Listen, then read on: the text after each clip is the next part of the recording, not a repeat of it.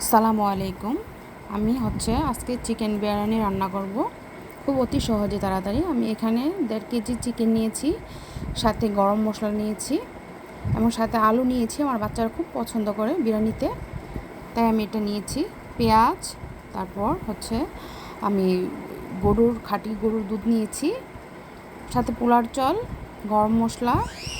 তারপর আমি এখানে গরম মশলা দিয়েছি।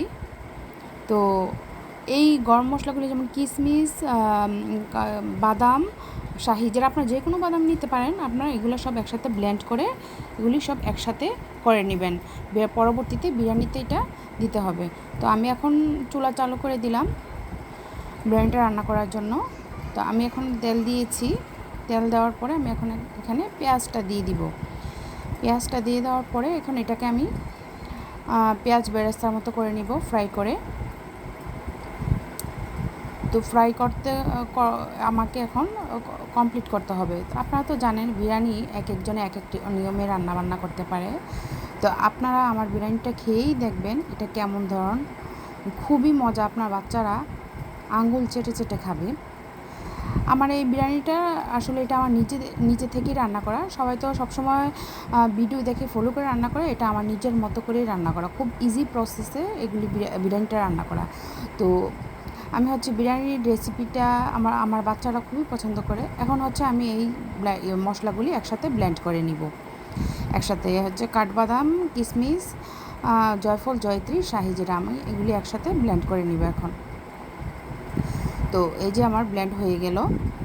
তো ব্লেন্ড করতে করতে আমি এখানে আবার আমার পেঁয়াজগুলি বেরেস্তা করে নিচ্ছি। তো আপনাদেরকে একসাথে করে নিচ্ছি। তো ব্লেন্ড করা হয়ে গেছে আমার অলরেডি। তো এইদিকে আমি চালটা ধুয়ে নিচ্ছি। আপনারা যে গ্লাসে চাল দিবেন সেম একই গ্লাসে আপনারা 1.5 গ্লাস পানি দিয়ে দিবেন।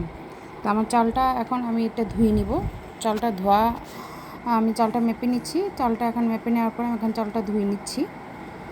চালটা ধোয়ার পরে আমাকে এখন পানি দিয়ে আমি এখন এটাকে ভিজিয়ে রাখবো 15-20 মিনিটের মতো। পানি দিয়ে ভিজিয়ে রাখার পরে চালটা আপনার অটোমেটিকলি খুব সুন্দর হয়ে যাবে। এখানে আমার পেঁয়াজটা বেরেস্তা হয়ে গেছে। এখন আমি এখানে চিকেনগুলি এখন দিয়ে দিব। পেঁয়াজটা অলরেডি আমার কমপ্লিট হয়ে গেছে বেরেস্তাটা। তো আমি এখন এখানে চিকেনটা দিয়ে দিব কমপ্লিট।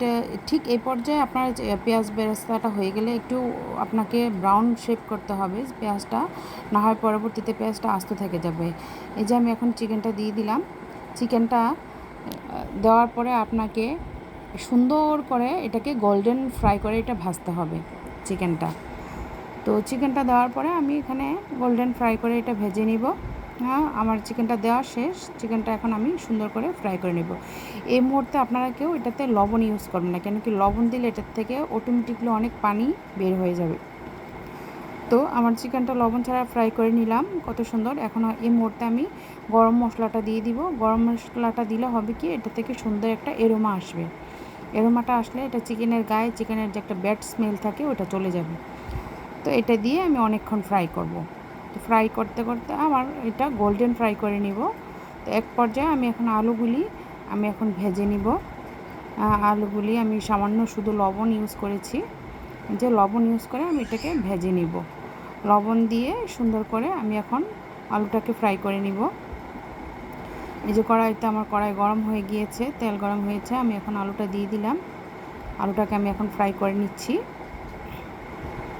আপনাকে ব্রাউন করে আলুটা সুন্দরভাবে আলুটা ভাজি করে নিতে হবে। আলুটা ফ্রাই করার লাল লাল। এখানে আমি মুরগির মধ্যে আদা রসুন বাটা দিয়ে দিচ্ছি। এখানে আমার আদা 2 চামচ, রসুন 1.5 চামচ। আমি এই মেজারমেন্টটা আপনারা সবাই ফলো করবেন 1.5 কিলো মুরগিতে। তো এটা দিয়ে আমরা এখন ফ্রাই করে নিচ্ছি। দেওয়ার সুন্দর করে ফ্রাই করার পরে আপনার এই যে আদা রসুনটা দিয়ে এটার গায়ে সুন্দর করে একদম নেড়ে চেড়ে আপনার এটাকে মিশিয়ে দিবেন, সুন্দর করে ফ্রাই করে নেবেন। এটাতে এই যে আমার আলুটা এখন গোল্ডেন ব্রাউন ফ্রাই হয়ে গিয়েছে, আমি এখন চুলাটা অফ করে দিলাম। এইখানে আমি এখন আপনার চিকেনটা ফ্রাই করা শেষ আমার। এখন আমি এটাকে দুধ দিয়ে দিলাম।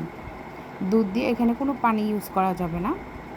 এই পর্যায়ে আমি এটাকে দুধটা দিয়ে দিলাম এবং আমার সেই জয়ফল, জয়ত্রী, কিশমিশ, কাঠবাদাম, এগুলি আমি এখন এখানে দিয়ে দিচ্ছি। মিক্স করে নিব, এখন সুন্দর করে এটা মিশিয়ে নিব। তো এটা মিশানোর পরে আমার এখানে 1.5 চামচ ধনিয়ার গুঁড়া এবং হচ্ছে 2 চামচ জিরার গুঁড়া আমি দিয়ে দিচ্ছি। তো দিয়ে এটা আমি এখন সুন্দর করে মিশিয়ে নিব এবং 2 চামচ মরিচের গুঁড়া দিয়ে দিচ্ছি সাথে। যে যেরকম ঝাল পছন্দ করেন আপনারা ওই পর্যায়ে, কারণ আমার বাচ্চারা খাবে তো, তাই আমি ঝাল কম দিচ্ছি। এখন দেখছেন আমার এই যে চিকেনটা রান্নাটার ফাইনালি লুক চলে আসছে। আমি এখন ঠিক এই পর্যায়ে চিকেনটা উঠিয়ে নিব। এখন হচ্ছে এই যে আমি বিরিয়ানিটা বসিয়ে দিলাম। এই যে বিরিয়ানিটা বসিয়ে দেওয়ার পরে আমি এখানে পানি দিয়ে দিলাম। এখন সাথে একটু সুন্দর একটা এরোমা আসার জন্য আমি একটু ঘি দিয়ে দিলাম উপর দিয়ে। এই যে দেখতে পাচ্ছেন আমার বিরিয়ানিটা সুন্দর, কি সুন্দর। এখন এটা আমি বলক ওঠা পর্যন্ত আমি ওয়েট করব। বলক উঠে গেলে, এই যে বলক উঠে গেল, বলক ওঠার পরে এখন আমি এটাকে চুলাটা কমিয়ে ঢাকনা দিয়ে দিলাম। ঢাকনা দেওয়ার পরে এই যে মাঝ পর্যায়ে আমি এখন এটাকে একটু নেড়ে দিলাম, নিচ থেকে উপর করে দিলাম, উপরে চালটা শক্ত রয়ে যাবে, আপনাকে একটু সুন্দর করে মিশিয়ে দিতে হবে। এই যে এখন আমি এই যে ফাইনাল লুক আমার ঝরঝরা বিরিয়ানি চলে আসছে। দেখলেন তো, আপনার বাচ্চারা খুব পছন্দ করবে। এভাবে আপনি খুব ইজি প্রসেসে বিরিয়ানিটা রান্না করে দেন। তো আমি হচ্ছে আমার এই চ্যানেলটা নতুন, আপনারা প্লিজ আমাকে সবাই সাবস্ক্রাইব করবেন এবং আমার পাশে থাকবেন, আমাকে ফলো দিবেন প্লিজ। আপনাদের কাছে এটাই আমার